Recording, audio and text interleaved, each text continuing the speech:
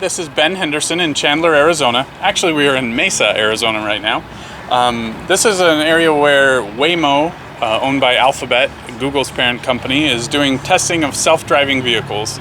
They have been for quite some time now in various parts of the country, including here in Arizona, in this portion of Arizona. And the program has recently restarted since COVID closures in a smaller geographic area. We happen to live in that area. We moved to Chandler, Arizona in March of 2018, and shortly thereafter found out about the Waymo Early Rider program, which we were very eager to join and try out. It was a process of testing with real people to showcase Waymo's self-driving technology. In that time, the technology has gotten vastly better. The vehicles are the same, the sensors and so forth are the same, seemingly, at least from the outside. But in that time, the vehicles have come from having a backup safety driver in every vehicle to take over when necessary if the vehicle was in an area that it didn't feel confident navigating, or if it was in an unsafe situation, the backup safety drivers would take control of the wheel and get the vehicle to safety and enable it to continue self-driving. But in that time, a lot of progress has been made. The sensor data from all of these testing vehicles from various testing parts of the country, but here in Chandler, Arizona as well, have gone into that artificial intelligence driver, what Waymo calls the most experienced driver in the world, having tested millions and millions of miles on the road. That data is fed into that artificial intelligence so that experienced driver now makes very competent and confident decisions. And our vehicle's approaching, so we're going to turn over here and watch it as a 12-year-old son Ike and my 13-year-old daughter May. Our vehicle has just pulled into the parking lot here. So we'll see the Waymo van coming up. It has several sensors. You can see the 360-degree camera on top, several LiDAR sensors around the perimeter of the vehicle, as well as cameras and other sensors throughout that I don't even know about. Looks like the van is going to stop so that we can come and join. Actually, it's waiting for a vehicle in front of it.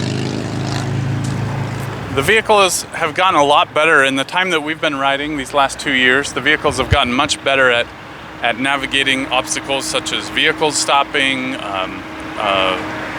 people walking across the road in busy areas and so forth. So as we approach the vehicle, you can see the sensors. The vehicle communicates to our phone via Bluetooth to unlock the door. I'll let these guys hop in and then I will follow. Go ahead and go. All right, we've just started our ride. Heading to home. Please make sure your seatbelt is fastened. For any questions, press the help button to speak with a rider support agent. All right, we are on our way home. As you heard, the automated voice said that if we need help, to push our help button here. If we run into an issue where we feel like we need to pull over, we can hit the pull over button and the vehicle will do so as soon as safely possible. Here on the screen, you can see, if you need to focus, I can just tap it. You can see a fully engaged map. We show our own vehicle as well as our path of travel. You can see other vehicles and obstacles and pedestrians lit up. The pedestrians are the little white discs and the other vehicles are blue rectangles. You can also see the pulsating sensation that goes out from the LiDAR and the images it brings back in kind of a wireframe mode, detailing the structures and shapes of people and vehicles and buildings and trees and signs. It's very, very detailed and fascinating to watch. If you are in any way hesitant, I'm going to show you that this vehicle is in fact fully self-driving. Just hit the brakes there for a bit. As you can see, the controls are operating all on their own. Try to get past the plexiglass here. We had a bit of a hard stop there because the vehicle kind of pulled out in front of us. No big deal, everything's fine. No more crazy than my own driving, right kids? So we're navigating in a busy store parking lot. That's a very challenging environment as there are pedestrians and other vehicles and cars parking and backing on short notice. And so for the vehicle to be able to navigate something like this is very impressive. When we first started riding situations like this, the safety drivers had to take over very often when we would navigate parking lots like this. But now, as you can see, the vehicle's doing it all itself. Other than a couple of hard stops when vehicles backed out in front of us, we were perfectly fine. The vehicle signals and turns as it needs to. The pedals move if you watch them. It is quite a process. As I mentioned, the pulsating signals that go out from the LiDAR, you'll see the shapes of things kind of show up as that pulse goes out. You'll see things like trees and light posts and things like that showing up in more detail in that light yellow color. You'll also see when a vehicle comes into the path of travel, or at least the suspected path of travel or potential path of travel of the Waymo car, you'll see they light up with a highlight around them. That's just to show that it's a potential danger or a potential hazard as it is in our path of travel.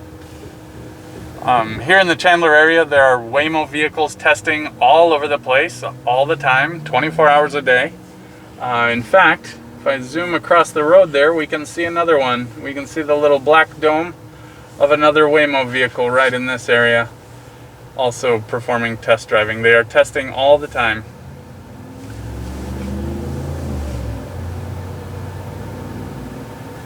So I'll flip it back here with Ike and May. Ike and May, what did you guys first think when you rode in a Waymo car? Well, You go first. well, personally, I think that it is incredible that technology has advanced this far in the past couple of years. Like, it just seems really fascinating to me that this car is being completely operated with electronics and there's no driver or anything. And it seems a lot more reliable than I somehow imagined, and it just, I don't know, it feels safe. I was expecting it to be a lot more scary because of the idea of it being operated on its own, but it's actually a lot more reliable than I was expecting, I must say. How about you, May? I am really, really impressed with first off, how much progress has been made, but also to say that, like, oh man, sorry, I lost my train of thought halfway through. That's okay. They'll probably cut that out, it's fine. I am immensely impressed with how far this has progressed, as I said. Do you feel safe? Yes, I do. It feels as if, like a flawless driver had taken control. And as I'm in the back, I can't really see up front, but just knowing that there is nobody up front, at first I thought it would be off-putting or at the very least unnerving. But I have, in no way so far, in all of my Waymo experience, limited though it may be anyway, felt in danger at all in a Waymo vehicle. That's great. And so I am accustomed to driving. I am accustomed to being the driver in the vehicle for our family wherever we go. And so this riding in the back is generally not a sensation I'm accustomed to. Occasionally in an Uber or a Lyft vehicle or public transport. But for you kids who are accustomed to riding in the back seat with me driving, how does it feel the same or different? Well, it's a lot less crazy.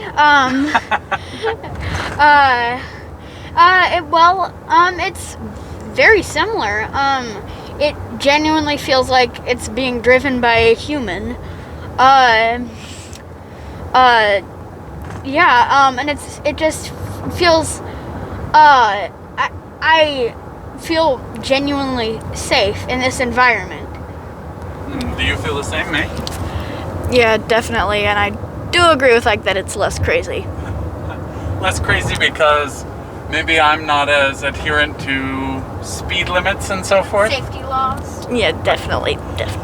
So the Waymo vehicle, very safe.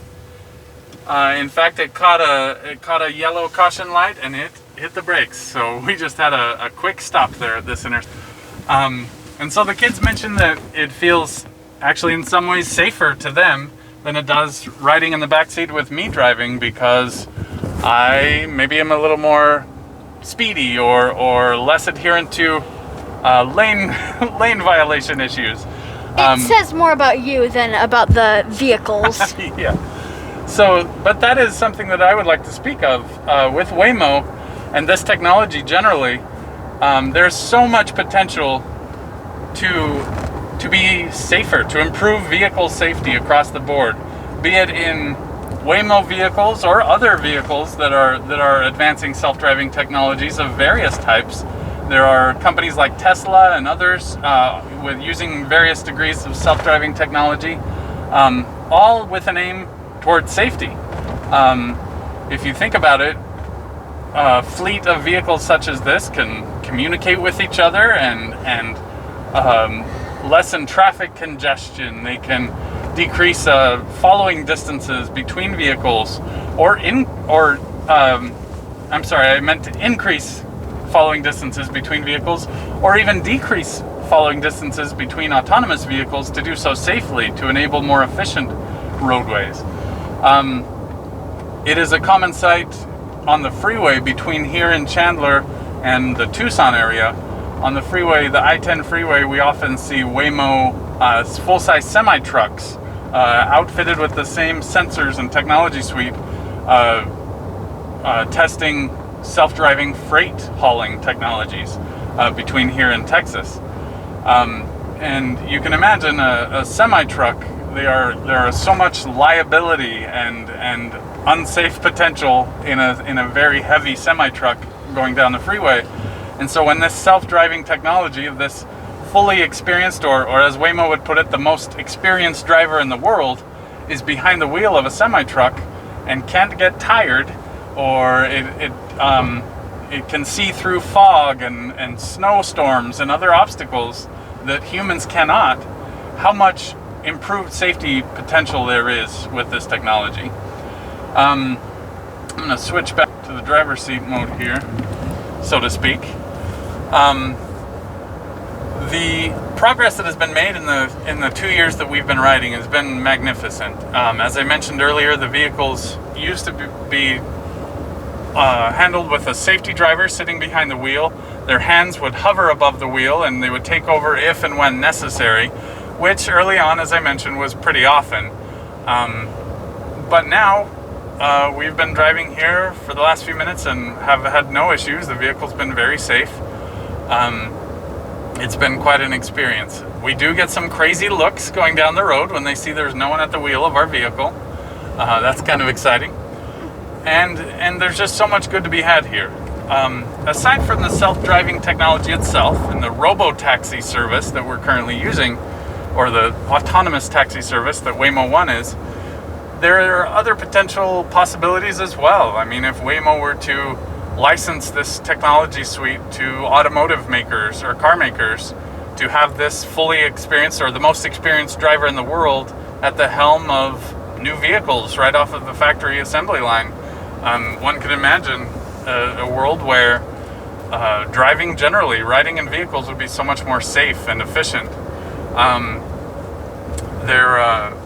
One potential issue I can foresee is the disparate technologies. So say if Waymo is pursuing technology with the LiDAR, focused on the LiDAR sensors, and a company like Tesla is solely focused on visual cues with a camera suite, they may not, those two types of technologies or vehicles or developments may not be able to fully communicate with each other and interact with each other to fully optimize the efficiency potential. But that said, it still has the potential to decrease accidents and traffic fatalities immensely, even with multiple different versions of the technology out there on the road in different vehicles. I know Waymo has worked in partnership with various companies. You see right ahead of us, there's another Waymo vehicle coming. That one does have a safety driver at the wheel, or behind the wheel, but this one does not. So there's great potential here. We are really excited to be a part of the Early Rider program and to be able to test this technology and showcase this technology.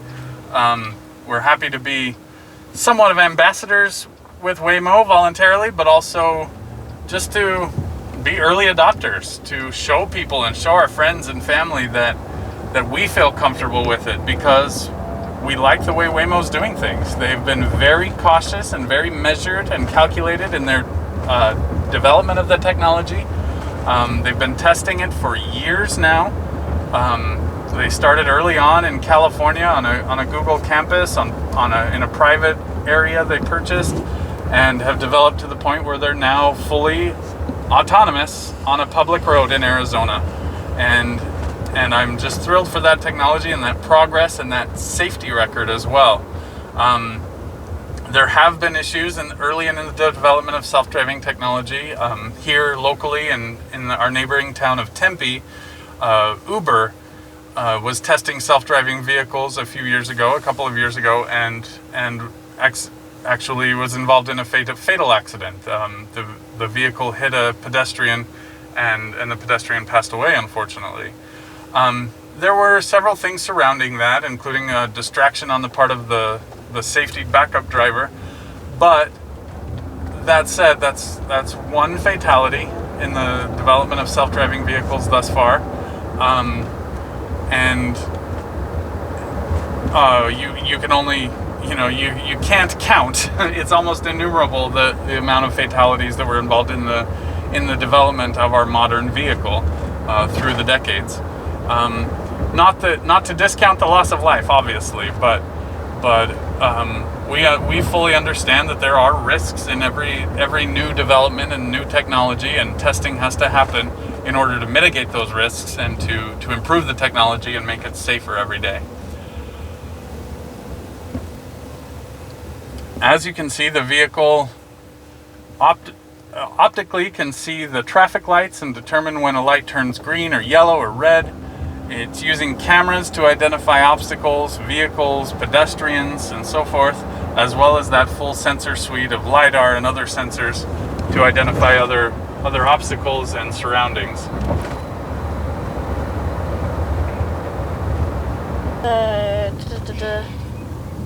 So our vehicle has identified an emergency vehicle on the side of the road. You can see it still showed the emergency vehicle, the police vehicle, as one of these blue rectangles, but it had the flashing lights also. That was kind of neat. As far as emergency vehicles go, May, my daughter in the back seat, had a good question earlier about what does the Waymo vehicle do if there's an emergency vehicle, if there's a police car or a fire engine. Was that you, May, or was that Ike? It was Ike. It was Ike, actually. I'm sorry. So Ike asked, what does the Waymo vehicle do if there's an emergency vehicle? And I actually had that happen once earlier on in the test. An ambulance came up behind us with the siren and lights going, and the Waymo vehicle identified the lights and the siren, and using its sensor suite, and it signaled and safely pulled to the side of the road, just as any other vehicle was doing, driven by humans.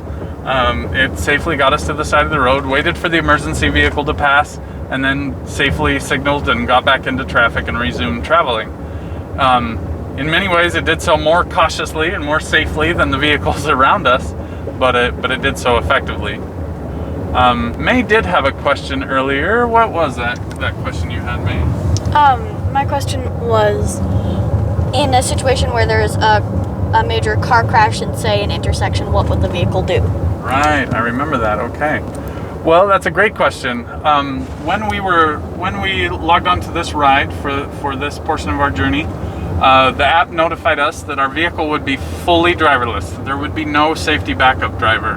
And in so doing, it had us read a little disclaimer, an advisory of what we should do if there is an incident, if there were an accident, and so forth. The first thing it mentioned is that occasionally, if the vehicle decides that there's an unsafe situation that it can't handle, or it's ill-equipped to handle, or if there's an issue with the technology or its communication with its brain, I guess you could say, it will automatically safely pull to the side of the road, and roadside assistance will be called. At that same time, customer support would notify us via the speaker system. They would speak to us and inform us what we needed to do. As you can see, there is a camera here that customer support can see us when they want to. You can push the help button to speak to them at any time, or you can safely pull the vehicle over at any time if needed. So the same is true if there were an accident. The app advised us that if there were an accident, customer support would automatically notify us and contact us, as well as roadside assistance would be notified and dispatched. So it's much like the systems in like General Motors OnStar vehicles or other systems and aftermarket systems that are provided by AAA and other services like that. Ike wanted to show us a little bit about the user interface. Ike, what did you notice about the user interface here on the screen? Well, it is pretty, I've just noticed how, like, user-friendly it is. For example, there's, like, USB ports for, say, if you, like, need to charge your phone or something. And you mentioned the buttons up here earlier. And there's also a lot of options on the screen. Maybe walk us through some of those options that it shows us on the screen there. What? Maybe show us some of those things that it has on the screen. Maybe like the map view. What do you suppose that is? I have not tried that yet. Let's give it a go. So it's sort of an overhead view, it appears. Yeah, so that shows us a view right out of Google Maps, essentially. And actually, can you click back onto that, Ike? Sure. This also shows us the limited geographic area that this specific testing area is located in right now. The area was larger pre-COVID, before they had to shut down for COVID reasons, but now it's a more limited area with the fully self-driving vehicles with no safety driver, and I'm sure that will expand as the testing logs more miles and accrues more safety credentials. That'll probably get bigger. I've noticed that in the car view, there's the option to zoom in and out as well. Ah. I think that's pretty interesting. Yeah, that is neat. I've not tried that before. It's great. There is the music button there in the top corner. Formerly that connected to the Google Play Music service, and it would automatically sync with your Google Play Music account. But because Google Play Music has been done away with by Google, and they've transitioned to YouTube Music, and so Waymo is in the process of converting this service to YouTube Music, even though it is not yet gone yet. There we had a person we just passed on the side of the road, looked in the van and noticed that it was a driver, and he had quite a look on his face after we passed. You could tell he was surprised. I wish I would have caught that on camera. Yeah. Something I noticed was, in addition to the existing pullover and help buttons at the top there's also more pullover. There's also accessible pullover and help buttons on the screen itself. Good point. Very good point. Absolutely. They make sure to have help available where and when you need it. There's also like temperature controls over there. Ah, right. You can adjust the climate settings here in the back. In fact, it's a little warm for my taste as a big guy. So yeah. Included in the van are some COVID era safety precautions, disinfectant and wipes and hand sanitizer, as well as some instructions on how to use the car seat in the back. A smaller child traveling with you, you can use the car seat that's pre-secured and installed in the seat. There's also a booster seat for older children in the very back. Arriving shortly at home, please keep your seatbelt fastened until we reach your destination, and remember to take all your belongings. Just friendly neighborhood Waymo voice informing us that we are almost home. Some last thoughts about Waymo. We are thrilled with the program. We are thrilled with the progress it's made. We admire Waymo for for doing so in such a measured and safe manner. There are still hitches. It's a small geographic region, and so the usefulness of the program is very, very limited right now. As well as the availability of vehicles can be an issue. We took a ride earlier today, and we went to get a ride home, and there were no vehicles available, so we had to wait a little while. But here we are. We are now back in a vehicle on our way home, so no big deal. As the vehicle approaches closer to home, we'll watch it navigate kind of our smaller neighborhood on more crowded neighborhood streets with lots of vehicles on the side of the road. During the initial testing, when we first joined the program, navigating a street like this with lots of vehicles, it was very jittery. It would shake around a lot as it couldn't figure out if those vehicles were moving or not, but you can tell the system has learned a lot since then. We've arrived. Please check your surroundings before exiting the vehicle, and remember to close the doors after you exit.